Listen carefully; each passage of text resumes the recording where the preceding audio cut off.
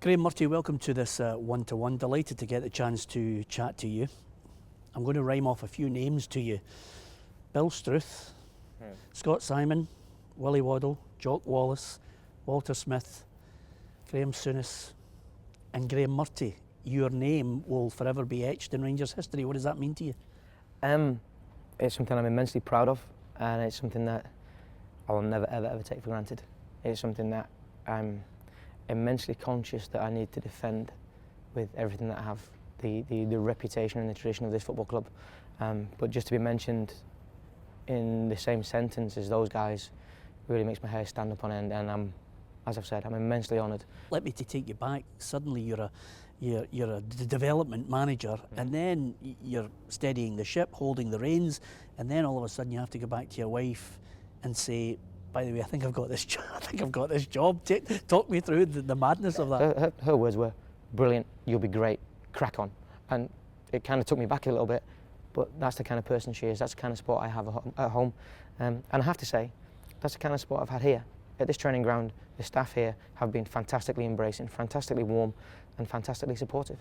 Any Rangers managers I've ever spoken to say it's a fairly straightforward and simple job to handle. It's win, win and win again. I mean, at times it's almost immaterial what way you play short term, it's just keep winning. Well, I'm as you've alluded to, I'm very short term anyway, because it's just until the end of the season.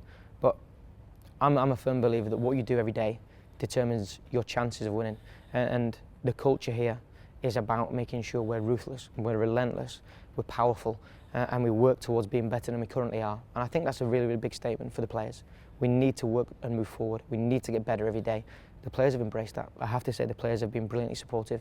They're working extremely hard, and they're making that part of my job easier. But I've said to them all the way through it, we always need to have that steely-eyed professionalism that leads us to win. It's about winning. It's about challenging. It's about being in cups. It's about being at the top end of the league.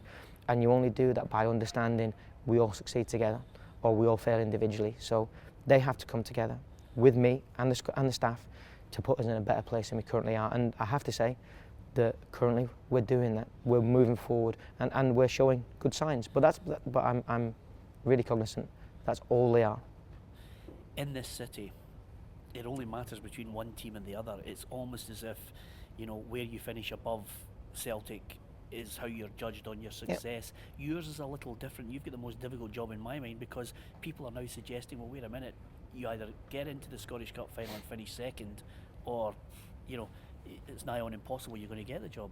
Well, but that's something I think would be incredibly arrogant for me to look at. I can't look at it and transpose myself forward. I can't take myself forward at that time and say, I need this for me, I want this for my career. I want to be a success. I'll make no bones about that. But this football club needs to be challenging. This football club needs to be at the top end of the league. I want to play my part in that. But I can't put my own success and my own thoughts of that ahead of doing the right thing and doing well for this football club and this squad of players.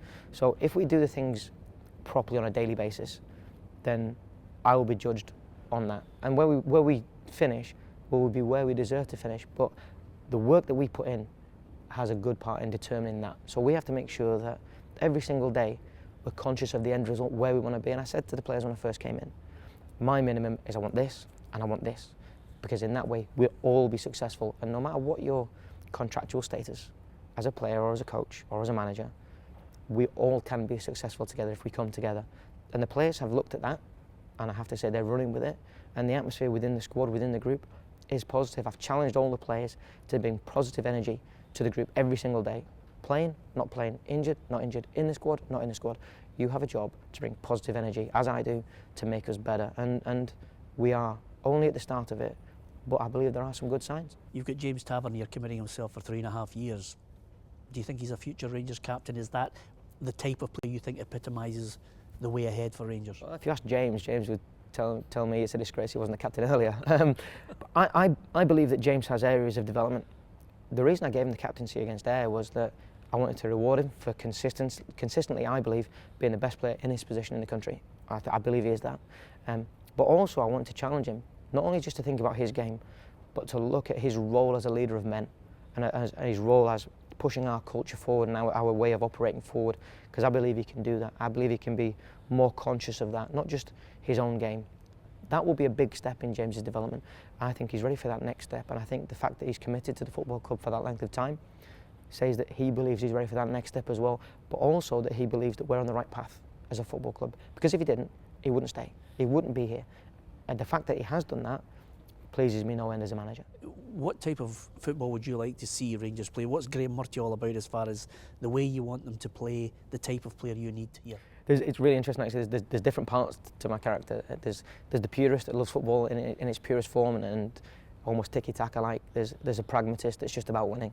I believe we need to have a very, very good blend of the both. That I want us to dominate the ball. I want us to be aggressive with and without the ball. I want us to be exciting to watch, but I want us also to have a steely-eyed professionalism and structure and understanding of the opposite side of the ball, understanding where we need to be without the ball, how we stop counter-attacks. And I believe that we've shown flashes of those elements at times. I believe we are yet to put in a complete performance. But that's what we're going to need to do, and that's what we're building towards. We're building towards a team that can dominate the ball, can play good football, can kill people with our quality in the final third.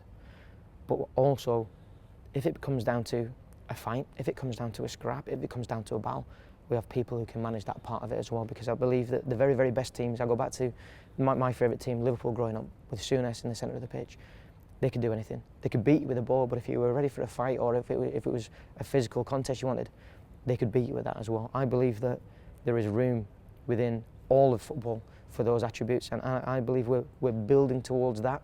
I don't think we're there yet, but I believe that the people that we have in the building have that capacity. It's just our job collectively to get that out on a consistent basis. You never get a minute's peace as a Rangers manager. Everybody's got an opinion for you. I'm sure they're all picking your team for you. Yep. But it's almost as if 90 minutes is a judgment. I'm looking at our culture behind the performance. I'm looking at the players and their development. But I'm in no doubt that it's the biggest game of the year when we play Celtic. So we have to make sure that we take care of business there.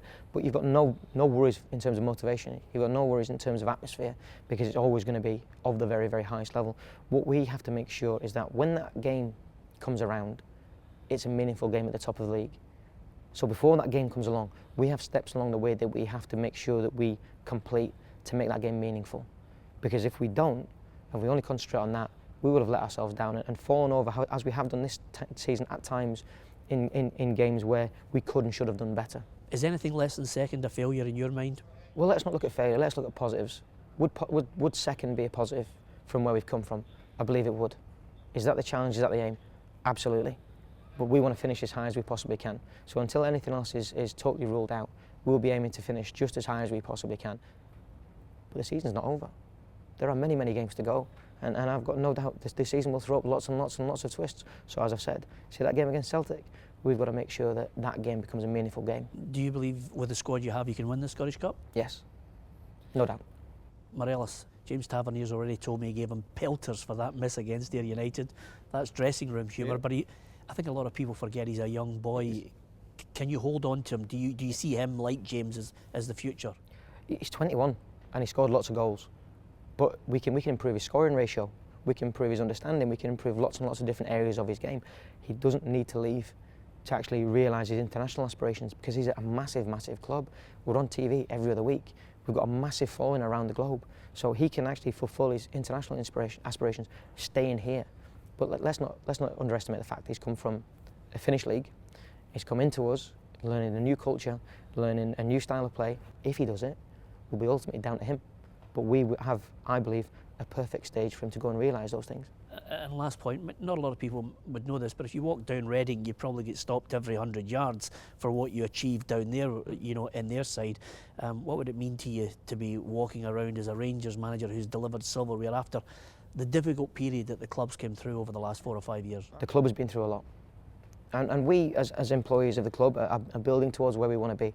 But let's not downplay the fact that our support has been outstanding.